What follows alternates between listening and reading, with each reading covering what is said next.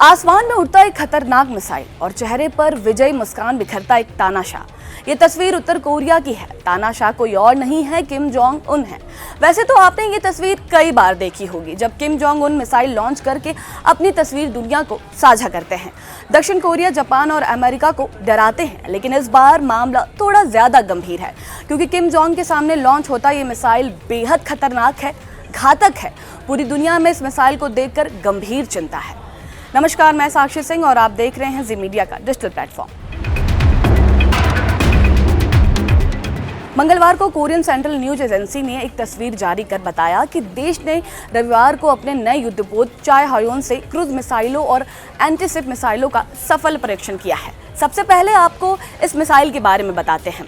चायहयोन से 2 सामग्री क्रूज मिसाइलों और 3 जहाज रोधी मिसाइलों का सफल लॉन्च किया गया। यह आधुनिक युद्धपोत पहली बार अप्रैल 2025 में दुनिया के सामने लाया गया था। रिपोर्ट के अनुसार क्रूज मिसाइलों ने 2 घंटे से अधिक समय तक उड़ान भरते हुए तय लक्ष्यों को भेदा, जबकि जहाज रोधी मिसाइलें करीब 30 मिनट तक पश्चिम समुद्री क्षेत्र में अपने निर्धारित निशानों पर सटीक वार करती रहीं। KCNA के अनुसार इस टेस्ट का मुख्य उद्देश्य देश की नौसेना की हमला करने की क्षमता को और मजबूत करना था। इसके अलावा missile launch system, control system और नए नेविगेशन सिस्टम की भी जाँच की गई है। रिपोर्ट में बताया गया है कि इस परीक्षण में मिसाइलों ने बेहद सटीक तरीके से अपने लक्ष्यों को निशाना बनाया। 2 क्रूज मिसाइलों ने लगभग 7,869 से 7,920 सेकंड तक उड़ान भरने के बाद लक्ष्य को हिट किया। वहीं 3 एंटीशिप मिसाइलों ने लगभग 1,960 से 1,973 सेकंड की उड़ान के बाद अपने टारगेट को सफलतापूर्वक नष्ट कर दिया। इसे अल्ट्रा प्रिसीशन हमला बताया गया है। उत्तर कोरिया का दावा है कि ये परीक्षण उसकी समुद्री हमले की क्षमता को और ज्यादा घातक बनाने की दिशा में एक बड़ा कदम है। इसके साथ ही KCNA ने यह भी बताया है कि देश को 2 नए विध्वंसक युद्धपोत डिस्ट्रॉयर शिप बनाने की प्रक्रिया में है। इसका मकसद समुद्री में अपनी सैन्य पकड़ को और मजबूत करना।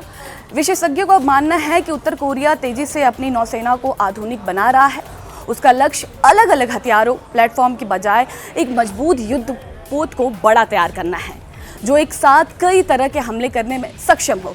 इस परीक्षण को लेकर यह भी कहा जा रहा है कि ये उत्तर कोरिया वैश्विक तनाव और अंतर्राष्ट्रीय हालात को फायदा उठाकर अपने हथियार कार्यक्रम को तेजी से आगे बढ़ा रहा है। विशेषज्ञ प्रोफेसर लिम यूल चूल के अनुसार चौथे विध्वंस जहाज का जिक्र इस बात का संकेत है कि अब उत्तर कोरिया सिर्फ प्रयोग नहीं कर रहा, बल्कि बड़े पैमाने पर उत्पादन और तैनाती की दिशा में आगे बढ़ रहा है।